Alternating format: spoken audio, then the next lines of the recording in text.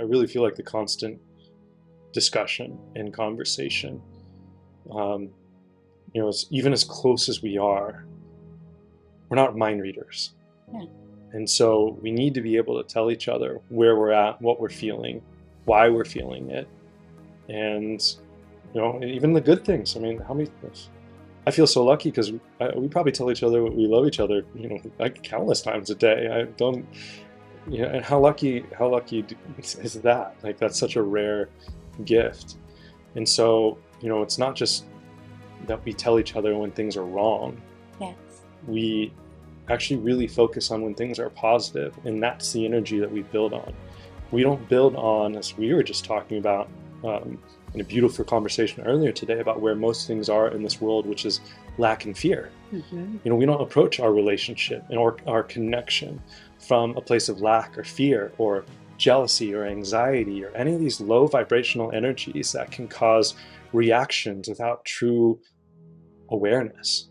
And so we focus from a place of abundance. We focus from a place of trust.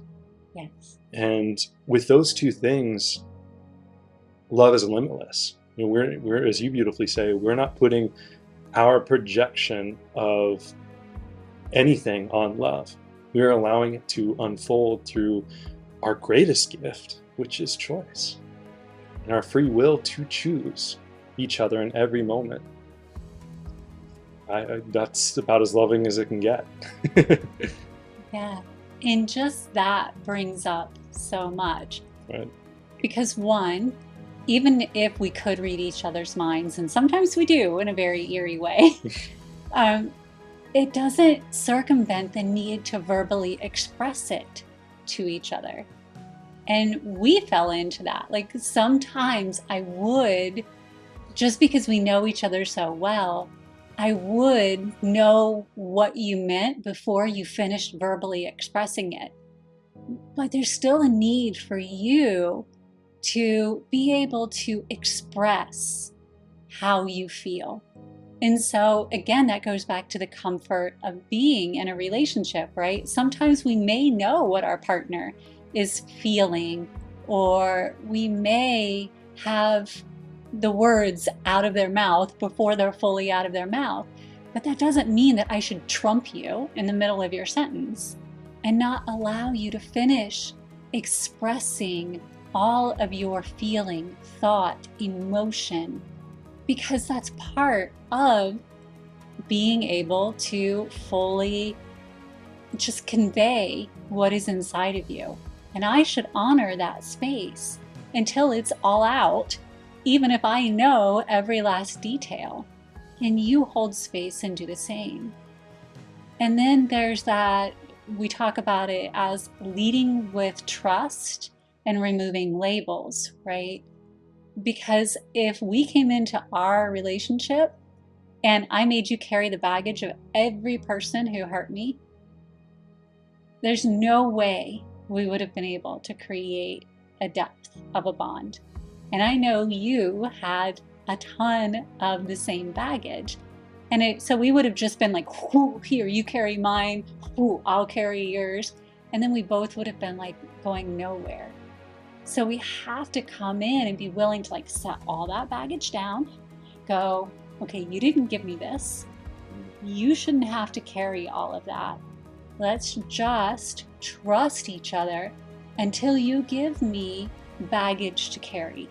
Then I'll decide if I'm willing to carry that, or if we navigate through it and together we put that baggage down and we move on from there. But each time we determine together what we're going to do if there is a breach of trust or there is something that comes up. But it's not because we're carrying all the baggage from the past. We have to lead with trust. We have to be willing to connect with each other. And equally as important is removing labels. Because if you had labeled me just like all the other girls you ever dated, again, I would have never stood a chance, right? Or even if you label me as being amazing, like that's a heavy label to carry. So. Now, I know you do it all the time. Yes. Well, you are amazing, but yes. But that's to live up to that all the time. If that's the only thing you'll ever allow me to be, like I can't be human, I always have to be superhuman. Right. Fair point. Right? So we can do both sides of the equation with labels.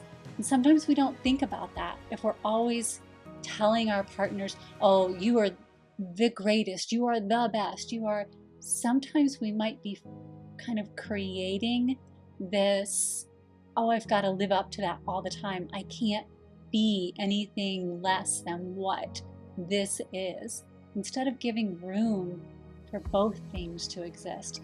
Yes, 98% of the time, I can be that in this connection we have.